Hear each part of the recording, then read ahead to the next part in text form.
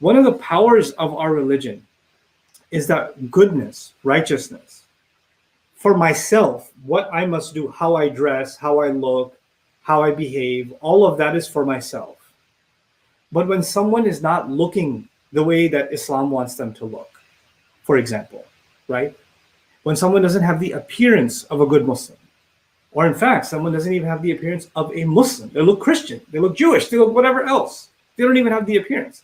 Appearances become irrelevant when it comes to my judgment of character. I can comment for myself on what I can understand for myself, what is halal and what is haram and what is wajib and what's mandatory, what's not mandatory. All of that doesn't go away. All of those judgments are constant.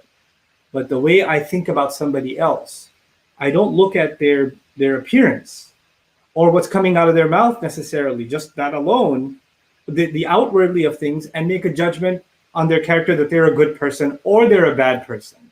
Either way is bad. We're not gullible, and we don't give blind, this is not benefit of the doubt. This is going beyond benefit of the doubt and being gullible and feeling like you're safe. You have to take your precautions anyway. It doesn't matter. I've been scammed by people that have memorized the Quran before. That's happened. That's a reality. So I'm not going to look at somebody who speaks really good Arabic and say, mashallah, this is a righteous person. No, I'm going to give them benefit of the doubt, but I'm still going to be realistic about how I deal with them. The same way, someone who doesn't look the way that I'm comfortable with or talks the way that I'm comfortable with is not going to, that level of discomfort is there, but it's not going to allow me to pass a judgment on this person that there's no good inside them or they can't be trusted with a job or whatever else.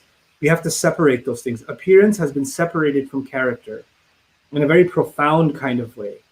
And this is not to wash down the requirements of Islam or the regulations of Islam, but to understand something much deeper. Actions and appearances are separate, and the judgment of character is something else entirely. And we have to be realistic and not gullible on the one end and not overly judgmental on the other either.